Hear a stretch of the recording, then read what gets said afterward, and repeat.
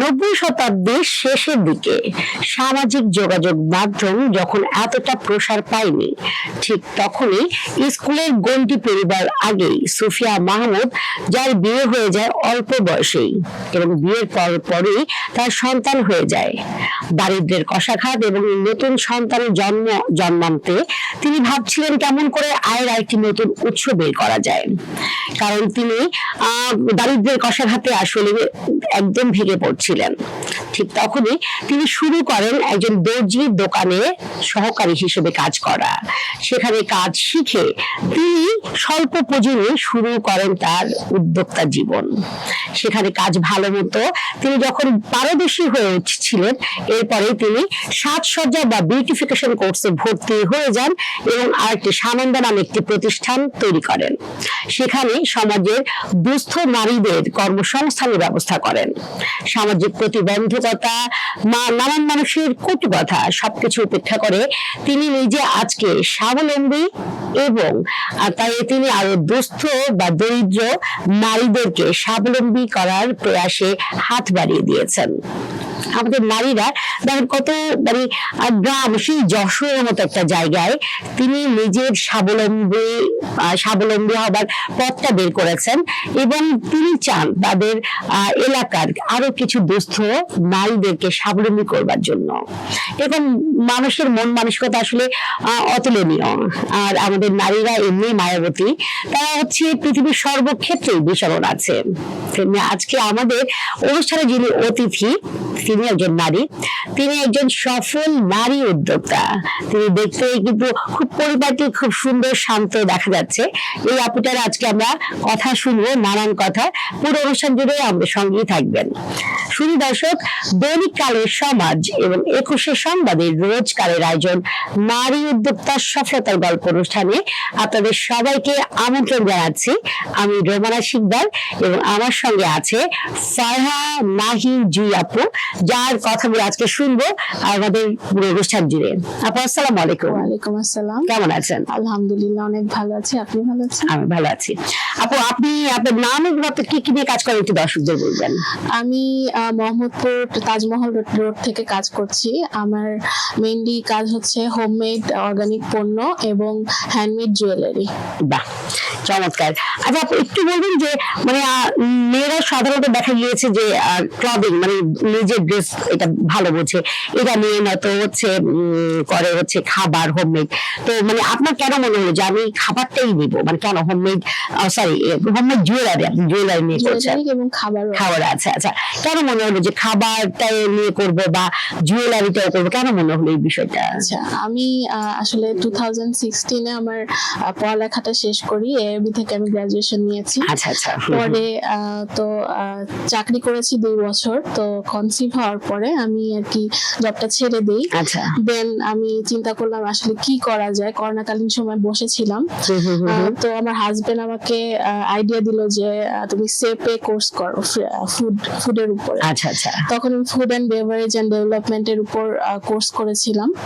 তো ওখান থেকে আমার যাত্রাটা শুরু আসলে ফুড নিয়ে কাজ করা। এরপরে আমি ফুডের উপর অনেক ট্রেনিং নিয়েছি, বিশেষ করে সরকারি ট্রেনিং গুলোই। তারপর আরপিএল করেছি, এগুলি আর কি করে তারপর আমি একটা পেজ খুললাম। তো ওখান থেকে আর কি আমি কেক, মেইনলি হচ্ছে বেকারি আর ফ্রোজেন ফুড, এইটা নিয়ে আমি কাজ করেছি। আর ওই যে গহনা বললেন, গহনা, এটা তৈরি করছেন? এটা আমি মেইনলি চুড়ি তৈরি করছি। আপনি এবার একটু বলবেন যে আপনার জন্ম এবং বেড়ে ওঠা কোথায়? আচ্ছা, আমি জন্মেছি মোহাম্মদপুরেই, আমার তাজমহল রোডে আমার জন্ম। বেড়ে ওঠা ওখানে। আচ্ছা আপু, অনেক মানুষের ছোটবেলা থেকে একটা ব্যাপার ইচ্ছা থাকে, বা বড় হলেও সেটা হয়তো বা ছোটবেলা হয়তো হলো না, বড়বেলা যেটা হয় যে আইডেন্টিটির যে বিষয়টা, আপনার কি এরকম ছিল যে আপনি ভাবতেন যে আমাকে সবাই সারা বলেই চিনবে, এরকম কি কোনো ব্যাপার ছিল যে আইডেন্টিটি যে বিষয়টা? হ্যাঁ, আমার মধ্যে আসলে এটা অনেক বেশি কাজ করতো যে আমি খুব অ্যাম্বিশাস ছিলাম। আচ্ছা, ছোটবেলা থেকেই দেখা যেত যে আমি খুব চাইতাম যে বড় কোন ইঞ্জিনিয়ার হব বা অ্যাস্ট্রোনট হব। আচ্ছা, এইটা আমার খুব কাজ করতো। তো ওখান থেকে আমি ইঞ্জিনিয়ারিংটা পড়লাম, কিন্তু কালের পরিক্রমায় দেখা গেল যে জবটা আমার দিয়ে হচ্ছে না। আচ্ছা, মানে আমি 9টা 5টা জব আমি এটা আসলে নিতে পারছি না। আচ্ছা, তারপরে আর কি আমি ডিসিশন নিলাম আমার নিজের কিছু করতে হবে, দেন এই উদ্যোক্তা হওয়া। চমৎকার। একজন মানুষ ইঞ্জিনিয়ারিং পড়েও তিনি ওইটা 9টা 5টার জব তার পছন্দই হলো না, সে কি শুরু করলো? উদ্যোক্তা জীবন। তার মানে বুঝতে পেরেছেন যে এই ধরনের 9টা 5টা গদ বাঁধা জীবন, গদ বাঁধা সবকিছু, এই গণ্ডি পেরিয়ে আপু হচ্ছে উদ্যোক্তা জীবনে নিজের উদ্যোগ নিয়ে এগিয়ে যেতে চান, তিনি নিজের উদ্যোগ দিয়ে পরিচিত হতে চান। ব্যাপারটা চমৎকার না? এরকম একটা লোভনীয় পড়ালেখা, লোভনীয় চাকরির অফার সবকিছু ফেলে দিয়ে চলে এসেছেন উদ্যোক্তা জীবনে। আপনি এবার একটু বলবেন যে আপনারা হচ্ছে যখন শুরু করেন, মানে আপনি তো অনেক শিখে পড়ে শুরু করেছেন এবং পেজ খুলে এরপরে, তো অনেকে দেখা যায় যে আগে শুরু করে পরে আমি শিখলাম, তো আপনার ক্ষেত্রে কেন মনে হলো যে আমি আগে শিখেই আসি, কেন মনে হলো? আমার আসলে লার্নিংটাই বেশি পছন্দ, মানে আমি শিখতে খুব পছন্দ করি। সো মানে আগে প্রিপেয়ার না হয়ে কোনো কিছুতে কাজে নামাটা আমার কাছে দারুণ বলেছেন যে ইঞ্জিনিয়ার তো এই কারণে পড়ালেখা এটা অভ্যাস হয়ে গেছে, এই কারণে আপু আসলে অনেক কিছু জানতে চান। আপনি একটু বলবেন যে নতুন উদ্যোক্তা যারা যারা শুরু করতে চান তারা হয়তো থাকে না যে আমি পারি, আমার লাগবে না, আপনার কি মনে হয় যে নতুন উদ্যোক্তাদের জন্য শেখাটা আসলে কতখানি জরুরি? যদি কনফিডেন্স থাকে তাহলে সে নেমে পড়তে পারে, কিন্তু যদি চায় যে একটু ভালোভাবে শিখে তারপর নামবে, তো সেক্ষেত্রে ট্রেনিংটা অনেক গুরুত্বপূর্ণ, আর এই তো গাইডলাইনটা ঠিক মতো পাওয়া যায়। আচ্ছা, আমাকে একটু বলবেন আমাদের দর্শকদের যারা খুব ইজিলি হচ্ছে আমাদের কিছু প্রশিক্ষণের জায়গায় ইনস্টিটিউট যেগুলো একটু জানতে পারে, কয়েকটা প্রশিক্ষণ কেন্দ্রের নাম যদি বলে দিতেন। যুব উন্নয়ন একটা আছে, এটা সরকারি ভাবে করা, আর সেফ যেটা ওটা ফুড এন্ড বেভারেজ সহ অনেক ধরনের কোর্স শেখায়। এই দুইটা আমার জানা মতে আছে। আচ্ছা, হ্যাঁ, কালিমারি আপনারা যদি রান্নার বিষয়ে করতে চান আপনার কালিমারি কোর্স আছে আমাদের, বেসিক থেকে করায়, তারপরে হচ্ছে জয়িতা থেকে করায়, বা বিভিন্ন ব্যাংক বা হচ্ছে ইউনিভার্সিটির আন্ডারে কিছু কিছু কোর্স করায়, আপনারা সেই দিকে খেয়াল রাখতে পারেন। আর সরকারি কোর্স গুলোতে আমি যতদূর জানি সেখানে মানে একটা ভাতা প্রদান করা হয়, একটা যাতায়াত ভাতা দেওয়া হয়, এবং আপনি যদি ভালো করেন তাহলে কোর্স শেষে মনে হয় একটা নির্দিষ্ট একটা অ্যামাউন্ট ভরিয়ে দেওয়া হয়, যেটাতে আপনি কোনো উদ্যোগ শুরু করতে পারেন। তো আমার মনে হয় যারা এখনো চিন্তা করছেন যে আমি যে শিখবো আমার টাকা কোথায়, বা আমার তো যাতায়াত ভাড়া নেই, আমার মনে হয় যে আপনারা এই সকল জায়গায় যদি একটু চোখ রাখেন, বা এখন অনলাইনের যুগ, ফেসবুকে বা আপনার হচ্ছে যে কোনো জায়গায় আপনি যদি একটু খোঁজ রাখেন, আমার মনে হয় পেয়ে যাবেন সমস্ত ইনফরমেশন। আপনি এবার একটু বলবেন যে আপনি রেজিনের কথা বলছিলেন, তো রেজিন দিয়ে আপনি আসলে কি কি তৈরি করছেন? রেজিন দিয়ে আমি শোপিস তৈরি করেছি, তারপর জুয়েলারি তৈরি করেছি, চুড়ি তৈরি করেছি। বাহ, চমৎকার। এই কয়টাই মেইন। আচ্ছা, আপনার এই উদ্যোক্তা জীবনটা 16 থেকে শুরু করেছেন? না, 16তে আমি পাশ করেছি, 2 বছর চাকরি করেছি। আর কবে থেকে আপনার শুরু হয়েছে? 18 থেকে শুরু করেছি। 18 থেকে, তো 18 থেকে 26 মোটামুটি 8 বছর। 8 বছর আপনার কি মনে হয় যে একজন মানুষ কি এই উদ্যোগ দিয়ে, আপনি যে উদ্যোগে আছেন এটা দিয়ে কি পুরো সংসার চালানোর দায়িত্ব পালন করতে পারবে? আমি আগে বলেছি আমি এখনো শিখছি, তো মানে আমার উদ্যোক্তাটা আসলে কোন পর্যায়ে আছে এটা আমি ঠিক মানে ভালো করে বলতে পারবো না, কিন্তু আমি যা করছি সেটা নিয়ে আমি স্যাটিসফাইড। মানে আমার আসলে মন ভালো রাখা দরকার, মানে পোস্টপার্টাম ডিপ্রেশন হয়েছিল আমার প্রেগন্যান্সির পরে, সো তখন থেকে আর কি মানে আমার মন ভালো রাখাটা খুব জরুরি পড়েছিল। সো আমি বলবো যে উদ্যোক্তা হওয়ার পরে আমার মানে দিন যাপনটা ভালোই যাচ্ছে। আচ্ছা আচ্ছা, না কিন্তু আমি বলতে চাচ্ছিলাম যে বাণিজ্যিক ভাবে যদি কেউ এইভাবে শুরু করে, যদি চিন্তা করে যে আমি আমার এই হোমমেড ফুড, হোমমেড জুয়েলারি এগুলো দিয়ে আমি আসলে আমার সংসারটাকে আমি চালাতে চাই, সেই ক্ষেত্রে তিনি কি এটা সম্ভব কিনা এটা জানতে চাচ্ছিলাম। এটা সম্ভব, কারণ উদ্যোক্তা লাইফে অনেক স্কোপ আছে, করার অনেক কিছু আছে, কারণ মেলা করা যায়, তারপর শোরুম আউটলেট দিয়ে ওখানেও অনেক কিছু করা যায়। যদি এরকম হয় না যে অনেকের হয়তো মূলধন থাকে না একটা শোরুম নেবার বা লোকবল থাকে না, তাদের জন্য মেলাটা 3 দিন 5 দিন ব্যাপী বা 2 দিন ব্যাপী মেলাটা হলে হয় কি আপনার ব্র্যান্ডিং হচ্ছে, এরপর নেটওয়ার্কিং হচ্ছে, আপনার পণ্যের গুণগত মান আপনি ইনস্ট্যান্ট রিভিউ পেতে পারছেন। সো মেলা করাটা আসলে যেতেই পারে। আর ইনস্ট্যান্ট টাকা বিক্রি হলে তো একদম ক্যাশ টাকা ঘরে নিতে পারবেন।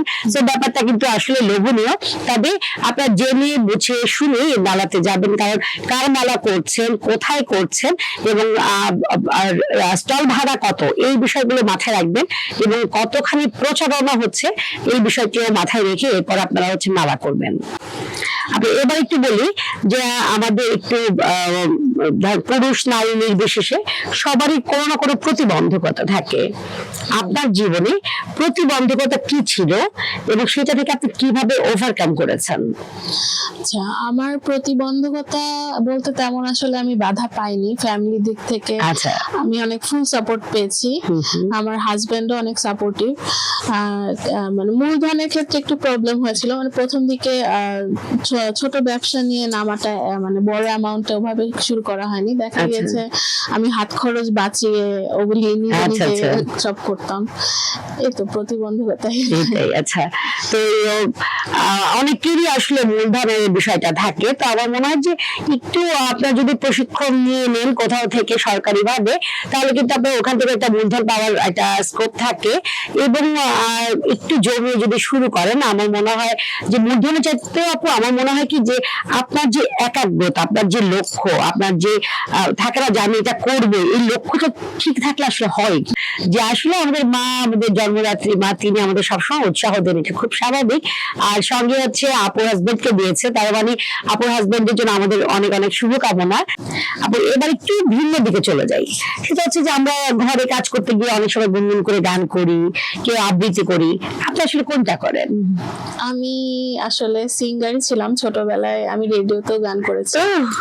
চমৎকার, মানে একজন মানুষের দেখেন প্রতিভা, তিনি একজন ইঞ্জিনিয়ার, এরপরে তিনি হচ্ছে রেডিওর এনলিস্টেড শিল্পীও। মাশাআল্লাহ, খুব ভালো লাগলো তো জেনে। তাহলে আমরা একটু গান শুনতে পারি নিশ্চয়ই? আচ্ছা, চেষ্টা করি, অনেকদিন গাওয়া হয় না মাঝখানে। আচ্ছা। সেই তুমি কেন এত অচেনা হলে, সেই আমি কেন তোমাকে দুঃখ দিলে, কেমন করে এত অচেনা হলে তুমি, কিভাবে এত বদলে গেছি এই আমি, ও বুকেরই সব কষ্ট দুহাতে সরিয়ে চলো বদলে যাই। তুমি কেন বোঝো না তোমাকে ছাড়া আমি অসহায়, আমার সবটুকু ভালোবাসা তোমায় ঘিরে, আমার অপরাধ ছিল যতটুকু তোমার কাছে, তুমি ক্ষমা করে দিও আমায়। চমৎকার, খুব সুন্দর হয়েছে।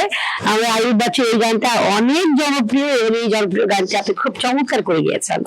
অনেক অনেক শুভকামনা পেয়ে খুব ভালো লাগলো। আবার একটি ব্যবসায়িক দিকে চলে আসি। আপু এখন পর্যন্ত আপনি কি কারো কর্মসংস্থানের সুযোগ করে দিতে পেরেছেন? কর্মসংস্থানের সুযোগ ওইভাবে দিতে পারিনি পুরোপুরি, কিন্তু আমার যে হেল্পিং হ্যান্ড আছে সে আমাকে অনেক হেল্প করে এবং আমার মেলা বা যে কোনো কিছুতে সে অনেক হেল্প করে। ও আর কি আমার। আচ্ছা, ঠিক আছে, আপনি একজনের মানুষ হলেও আপনি তার কর্মসংস্থানের সুযোগ করে দিতে পেরেছেন।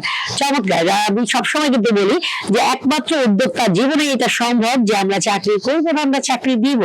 তো আপুর হেল্পিং হ্যান্ড আসলে আপুর সর্বে সর্বা, সে ঘরের কাজে যেমন আপুকে সহযোগিতা করছে, তেমনি আপুর মেলা থেকে শুরু করে তার বাণিজ্যিক কাজে, তার জুয়েলারি, হোমমেড জুয়েলারিতে ভালো সাপোর্ট দিচ্ছে। সো ব্যাপারটা অনেক, তার জন্য অনেক অনেক শুভকামনা। আবার এবার একটু বলবেন যে আপনার পেজের নাম বলেছিলেন, পেজের নামটা আসলে বলেননি। পেজ বলেছিলেন, পেজের নাম হচ্ছে ল্যাভেন্ডার ড্রিমস এন্ড ক্রিয়েশনস, আর একটা যেটা ফুডের ওটা হচ্ছে food freak. Food freak, okay. Lavender dreams and creation. আচ্ছা, ল্যাভেন্ডার ড্রিমস এন্ড ক্রিয়েশন। আমি একটু দর্শকদের একটু বলবো যে ল্যাভেন্ডার ড্রিমস অ্যান্ড ক্রিয়েশন, এটা হচ্ছে আপুর হোমমেড জুয়েলারির পেজ, এবং হচ্ছে ফুড ফ্রেক, সেটা হচ্ছে আপনার খাবারের পেজ। তো আপনারা হচ্ছে যারা আপুর কাছ থেকে খাবার নিতে চান বা আপনারা রেজিনের জুয়েলারি নিতে চান, কারণ এখন রেজিন খুব খুব বেশি জনপ্রিয় একটা আইটেম, আমার নিজের পার্সোনালি খুব পছন্দ, খুব ভালো লাগে। তো আপনারা রেজিন দিয়ে যারা কাজের তৈরি জুয়েলারি নিতে চান, আপনারা কিন্তু হচ্ছে ল্যাভেন্ডার ড্রিমস অ্যান্ড ক্রিয়েশন এই পেজে খোঁজ রাখতে পারেন, চোখ রাখতে পারেন।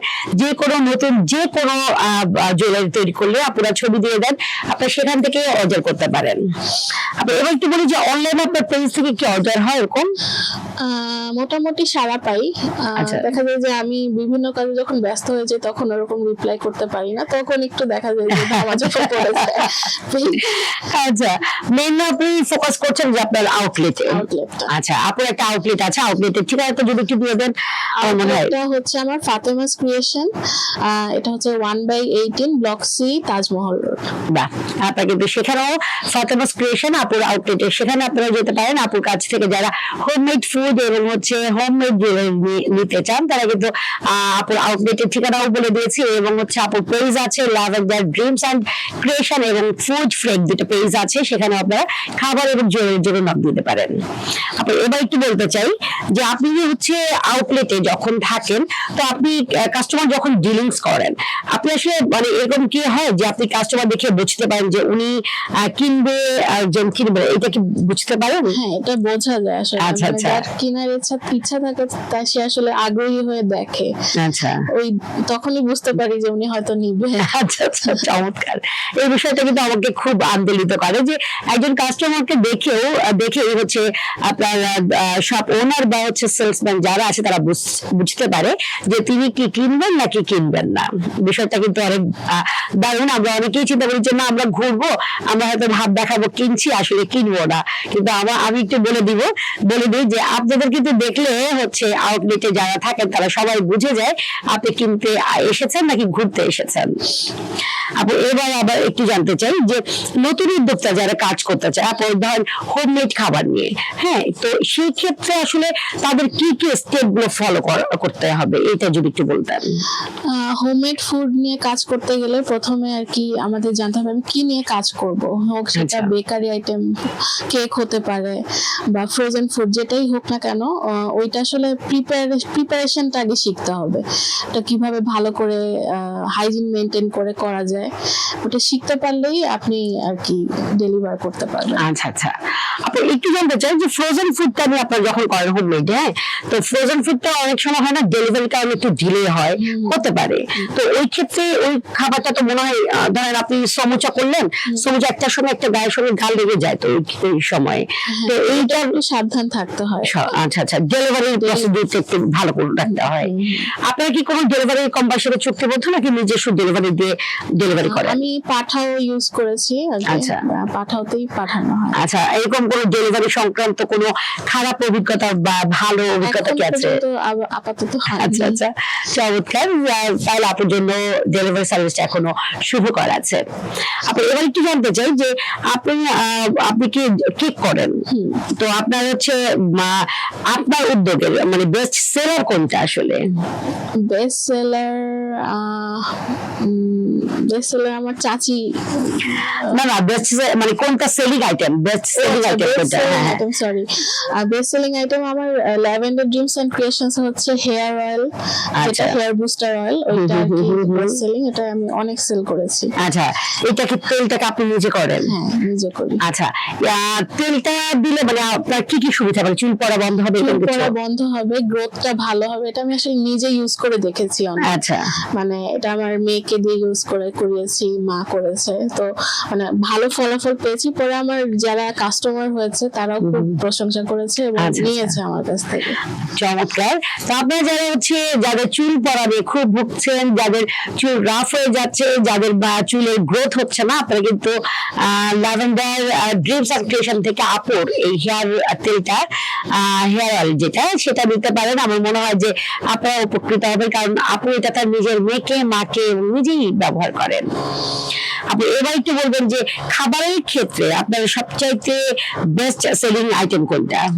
আমার কেকটা যায়। কেকটা আপনি কি কাস্টমাইজ করে দেন? কেক হ্যাঁ, কাস্টমাইজ কেক হয়। আচ্ছা আচ্ছা, আমার মনে হয় যে কাস্টমাইজ করে দেওয়া কেকের এই বিষয়টা এখন অনেক ঘরে ঘরে হচ্ছে।